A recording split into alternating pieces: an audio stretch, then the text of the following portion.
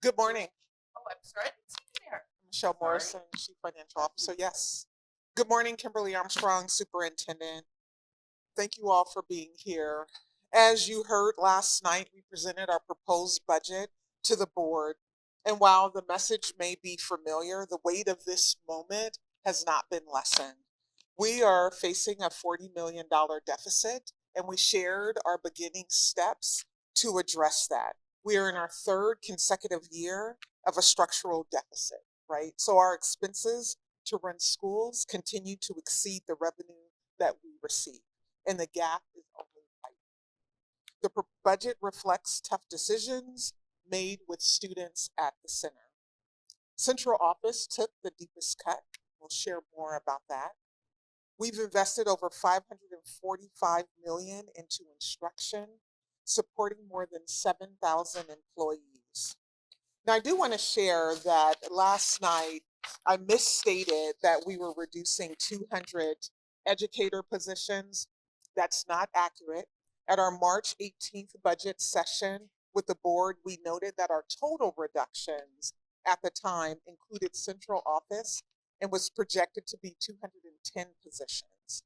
Based on our most recent presentation last night and an increase in central office reductions, we're now looking at school-based reductions of about 156.7 FTE, a central office reduction of 85.5 for a total staffing reduction of 242.2. Just a couple of things that I want to speak to. I know what was mentioned last night is like, what does that look like in some of our spaces? Well, we're sunsetting the International Baccalaureate program at the elementary level. We are blending in some classrooms that are at the fourth and fifth grade level. We have class size minimums at the secondary level. And so what that means is that schools will no longer be able to run classes with 15 students at the high school level. Dual language immersion staffing at middle schools is also something that we reduced. And of course, we took a look at our contracts, our partner contracts, and we made some reductions. 4.1 million reduced in schools is due to the enrollment decline. And I'm going to turn it over to our Chief Financial Officer to share a little bit more about the technical aspects of our reductions before opening up for questions.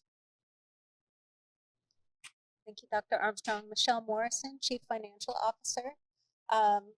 She described pretty clearly the programs that would be impacted by the reductions moving into next year.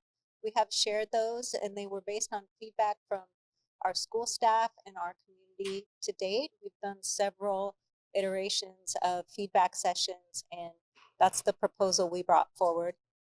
So I do want to state that this is a preliminary proposed budget that we are going to continue to revise and change our information as we get more information around both revenue and expenditures for next year.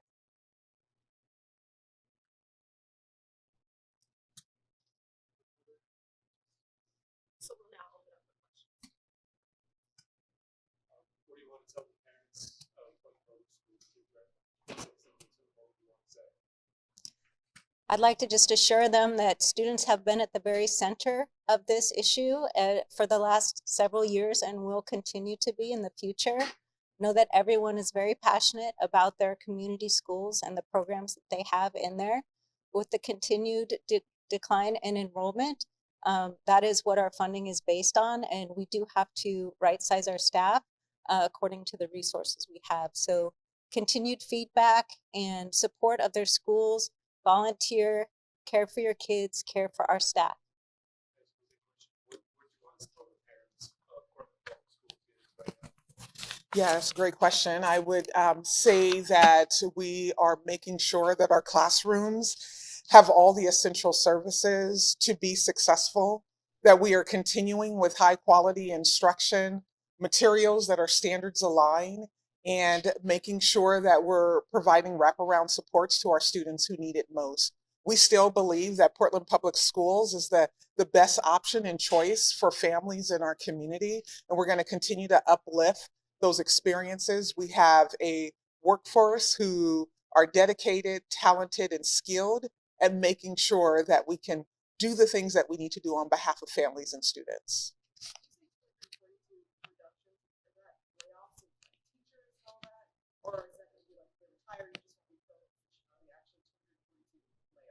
Yeah, so that's a great question. So we have been talking about FTE, and I know that if we were to actually look at it at positions, that number would be far greater because we also recognize that we have partials, right? We may have a 0.5, a half-time teacher, or a half-time person providing support services. And so when we've been talking about the position, we're looking at FTE. And so those positions do include layoffs. It includes positions that were vacant that will remain unfilled. And it also includes positions that folks are vacating either through retirement or resignation at the end of this year. So the total amount of FTE is that 240 number. Oh, full-time equivalent. That do you think it was likely that school-based educators and support staff were going to face layoffs? That's not necessarily true for the central offices, I understand. Does that remain an accurate understanding? Well, we're still in the process of identifying where openings are happening, and our teachers have the opportunity to be placed in those positions. And of course, our certificated teachers and our classified support staff that are part of a bargaining unit have access to those positions as stipulated in those bargaining agreements. And so for some of our layoffs in central office, our central office positions, many of those positions were manager, supervisor, and administrator, and there are no opportunities there unless there's an opening. And we encourage all of our staff who've been laid off, if they see a position that they're interested in, to apply for it. Tell us a little bit more about those 8 cuts at the central office. What kinds of work do those folks do? You said managers, administrators, and supervisors. Can you be more specific? Yeah, so it is, I won't be able to go through all 85 of them, but I will say on that list, we have program administrators that were responsible for executing programs. That work still needs to continue to happen. And so we're finding ways to be able to execute that work within our existing org chart structure. We also had services that provided support to schools, right? So when we talk about the central office reductions, we're talking about that 85.5 positions that are located in this building. We also recognize, though, that there are positions out in schools that we fund that are centrally supported, and all of our work are in support of classrooms. Another one that I would say is consolidating professional learning and some of the ways in which we've staffed around that at the central office level. We're also looking at a reduction in the language access support that was provided here during the day. We've had some resources that's been deployed to sites now. And when we look at the frequency of the access of that, it has declined over time. And so we've sunset that program. That's just a few examples. So I know that the Democratic budget has actually started out with kind of help readers understand, how it is that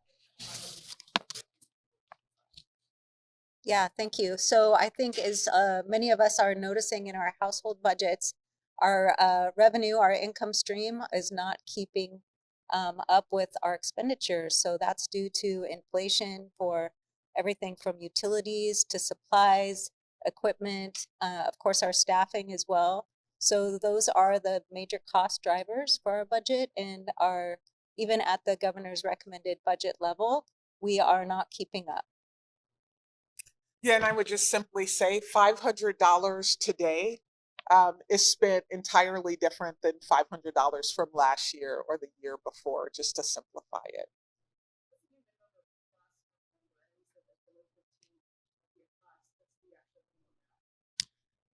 The minimum set at the high school. So let me pull up our chief of schools, John Frankel, to talk about the minimum at the secondary level. Good morning, John Franco, Chief of Schools. Sorry, what was the question? Yeah, so, and this is not just specific to high school, it's secondary in general, so that includes middle school. So one of the things that we're very cognizant about in trying to save resources and money is that looking at class size minimum, so it's 15. So we are also very cognizant about that if a class size is 15 or lower, if it potentially means elimination of a program, we don't want to do that. And so there are exceptions that can be made. 15 is the number. Let's go the other minimum. What's the maximum? How much should people be concerned about for in the classroom? You know, it's a great question. Obviously, class size is something we're very cognizant about. Principals have already received their staffing, and they've had those levels of conversations with folks. And then April, we're going to be doing some scheduling workshops, and those are up to principal discretion in regards to class size. You also mentioned blending classrooms. What exactly is that blending grade levels or what exactly? Yeah, so basically, in a nutshell, we allotted staff specific at the elementary level, which is K-5, looking at blending in the intermediate grades, which is 3 through 5. So, in other words, a blend could be, as opposed to having, small sections of 4th and 5th grade, looking at, okay, maybe we can have a larger section of a 4-5 blend. That's what that means. So they'd be in the same class. They'd be in the same class. And I will say this too, is that we also have blends that are happening now. It's very sporadic and they've worked very well. I think the piece is that when we decided to go ahead and do this, we made sure that we're not just going to come out and say you got to blend a classroom, but what are the supports from a curriculum perspective? What are the supports from a PD instruction perspective that we need to provide? And we have a plan to do that for schools that are going to be doing blends. So the blending can happen at all grade levels, but the minimum for classroom is from middle school and high school. Correct. Back in March, there was a immediate spending freeze. What impact, if any, has this had for now? And I know it was until further notice. Is there any update on that? Yeah, thank you for your question. So the spending freeze was issued more at the central level for departments and schools as well to ensure that there is definitely a chief level review of expenditures. Student activities and direct student services are still approved automatically. So those contacts are still happening. Plans for the remainder of the year are still happening. But there are things like professional development for staff, supplies, equipment, and technology that are just at a much higher level of review to make sure that they're a requirement and not just a replacement or something. We're just double checking everything we're doing right now. I just want to double check. Are you saying it's declining enrollment and inflation? That's the biggest driver in all of this, or how would you describe it? Yeah, I would say declining enrollment on the revenue side of the equation is definitely a challenge for us. All schools in Oregon, regardless of where they're located, are funded on a per student basis. So that's an issue on the revenue side. For our expenditure side of the equation, we definitely have our costs are escalating at a much higher rate than they have historically. I think, and we're all experiencing that as well. About that spending freeze, when it was announced, it was until further notice. Is there any update on how long that'll last? And it was also to navigate the budget shortfall, what it will see. Is there any takeaways from that period? There's a higher level of control around that, and we won't fully recognize that until after the end of the year, which is June 30th. And it will, as far as I'm concerned, it will be in place until we are out of reduction mode, which we are already anticipating for 26, 27. There's concern too from parents about declining test scores and performance in the classroom with things like blended classes and cuts to staff. How do you, I guess, what's the message for that concern? Is this going to impact that?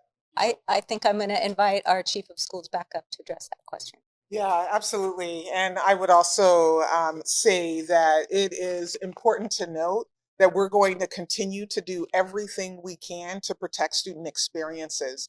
And in fact, our chief financial officer talked about some of those one-time funds that we have received that we use to, or one-time expenditures or revenue sources that we use to make sure that we can address the deficit. We know that that doesn't address the structural deficit, right? So if we're using about $1 million from travel or from the hiring freeze or from a spending freeze, that isn't an ongoing expense. And so it isn't continuing from year to year. So all of these moves and steps that we're taking this year to capture funds, to put back into our schools and our classrooms are the strategies and the moves that we're making. So I just want to be really clear about that. But you want to come up there. So.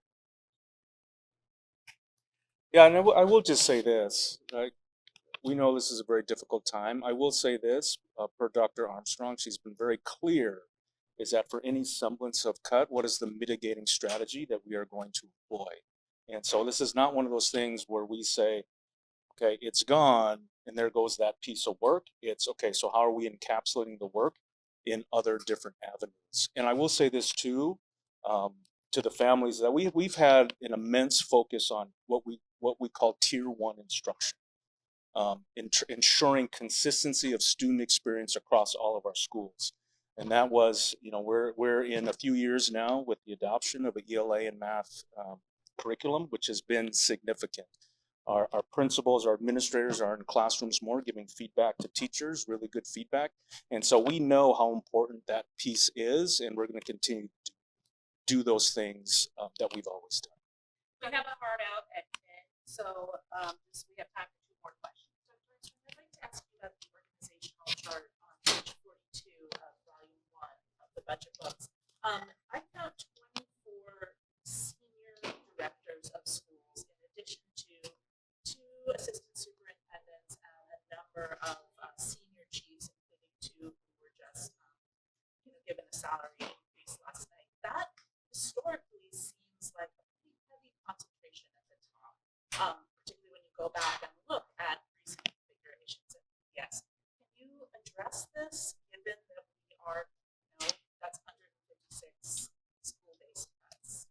Yeah, absolutely. So we are continuing to look at staffing levels and making sure that we are addressing some of those mitigating situations that come when we're reducing a position. So when I think of, as you asked about our senior director positions, we have senior directors who sit at our academic level that are making sure that they're executing programs in like elementary, middle, and high school, leading teams of people in that work. We also have senior directors of schools who are responsible for the support, development, and growth of our 81 principals across Portland Public Schools. And we have a team of 10 right now. We are reducing to 8. So we're continuing to make strategic reductions, and we will continue to do so over time. I think we feel pretty confident that the reductions that we made this year, while incredibly painful, were the right decisions, and we will continue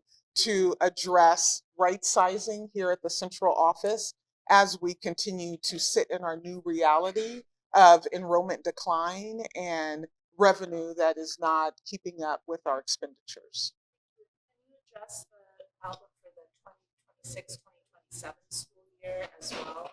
Are we going to be right back in the same lobby, having the same press conference same time next year? We will be back having this conversation next year. We are looking at minimum of about $30 million in reductions. So Portland, over time, has announced reductions per year, not per the every 2-year funding cycle that we're in. And so one of the reasons for that, again, are the rising costs that we are outpacing the funds that we receive, the revenue. Another one of those is that this year, when we talk about ways that we were able to address the 40 million, we didn't take that 40 million all on ongoing expenses, meaning personnel, because some of the supports that we have in classrooms and here at the central office are critical to our function and our success. And so we did use funds that were allocated one time, and that was helpful. One example of that is that in November, we found out about the 32 million in PERS that we needed to address. That was a gap in what was planned. And so we had a reserve for PERS. where over the years, previous administration had strategically saved up for. And so that was about 23 million in that bucket. And we needed to expend all of those funds for this year to address that $32 million PERS deficit. We won't have those funds available in the future years, right? Unless we're strategically saving. And so when we think of some of those one-time allocations that we were able to use this year to address the budget, and knowing that we won't have those next year, guarantees that we will be back in front of you. Until we address the structural deficit, we will continue to have this conversation. Until we make sure that schools are funded in a way that sustains us and makes sure that we're successful, we will continue to be back in front of you. It is important that we continue to do everything that we can for our littlest learners as they enter our system as kinders or pre-K all the way through to graduation. It takes an investment from us here in Portland Public Schools, and it takes an investment from our elected officials.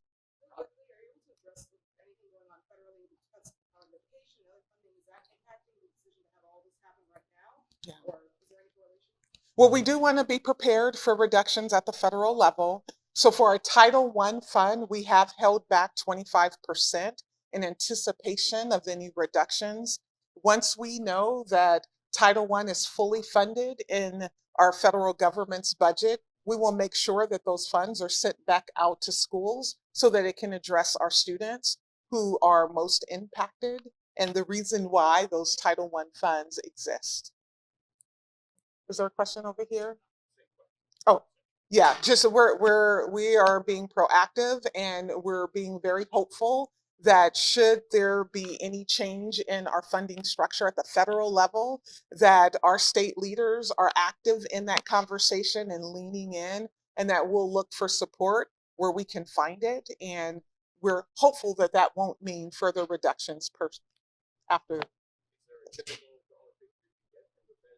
Yeah, we get about 55 million in federal government funds. Now, I will say that about 41 million are pass-through funds. So federal funds that go to the Oregon Department of Education and then are allocated to us. And then about 15 million, just under 15 million directly to us when thinking of those Title I, II, and III programs. I have heard that Title II is up for elimination, but the impact of that we're still weighing. Yeah, go ahead. The only thing that I want to say is that I appreciate our chief financial officer saying is that this budget is a plan, right? We are at the starting blocks. And so we will continue to engage in this conversation over the next few weeks and a couple months, but go ahead. If defining enrollment's a problem, is there concern that blended classes could disincentivize parents from sending their kids here? Well, I hope not. I hope that it's an incentive, right? I mean, I think that the opportunity to blend when appropriate with right support is a learning opportunity for all students in that classroom. And I want to be clear that we're not blending all fourth and fifth grade classrooms. We were strategic in the conversation. We had conversations with principals. We're making sure that we have the support that is in place to be able to enhance and support the model moving forward. But it is a typical model that exists in many systems, and we're leaning into it as a cost-saving strategy, and also because we believe in the strength in that model, and we're going to do everything we can to make sure that it's successful.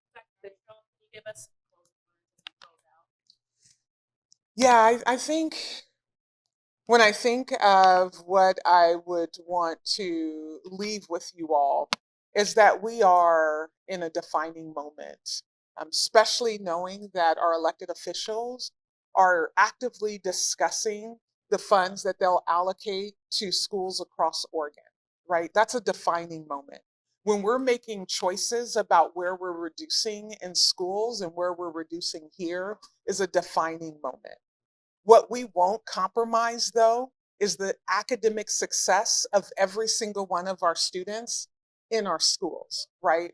I'm here because I believe that we have everything that we need in this city to lift up every single one of our public schools and the people that are within it and supporting around side of it. So I'm thankful for our educators, our support staff, and our district officials, and of course our administrators for making sure that we keep the conversation centered on students, right?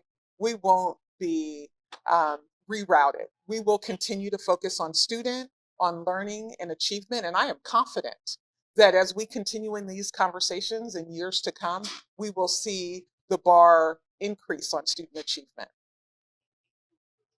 That's all. Thank you.